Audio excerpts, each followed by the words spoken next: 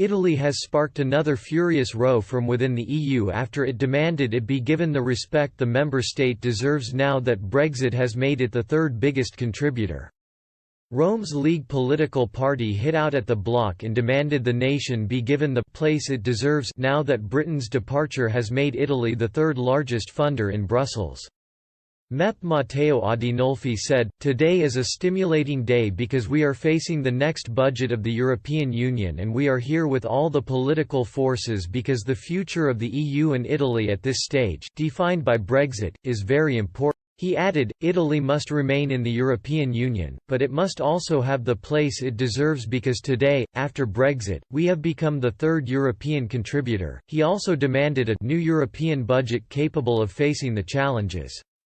Germany has always been the biggest contributor of the EU and serves up a massive 20.78%, France follows at 15.58%. The UK came in third, paying 11.88% of the total budget before Brexit last Friday. Italy pays 11.74%, now making it third in the bloc's long list of contributors. Italy is not the only nation unhappy with their treatment by EU. Ireland, which is going to the polls today to elect a new government, has sparked concerns among leaders in Brussels. Irish Times journalist Dennis Staunton told Channel 4 News that whoever wins the election could ask Brussels to give the UK concessions, over fears of disruption to the Irish economy in a U-turn to what current Prime Minister Leo Varadkar has said. Mr. Staunton claimed that Ireland won't receive a warm welcome in Brussels if it's looking for Britain to ease things for them. Ireland is one of Europe's fastest growing economies and there is concern that a so-called bare-bones Brexit deal could significantly disrupt Irish industry. Staunton said, "There is still some hope in Dublin which is misplaced that Boris doesn't mean his hardline approach. There is a belief that once the reality of the negotiation sinks in, he is going to compromise like he did over the backstop.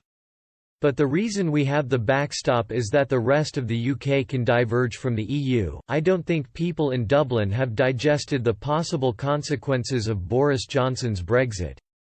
He will either go for a bare-bones trade agreement, or he will go to a no-deal WTO arrangement, which would be even more disruptive.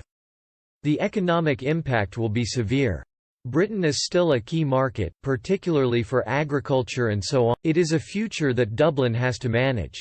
Once the government gets in and talks begin in Brussels, the Irish government will not get a particularly warm welcome in Brussels if it's looking for concessions for Britain to ease things in Ireland. The EU will remind Ireland that it showed a great deal of solidarity during the first phase of negotiations, much more than they had expected.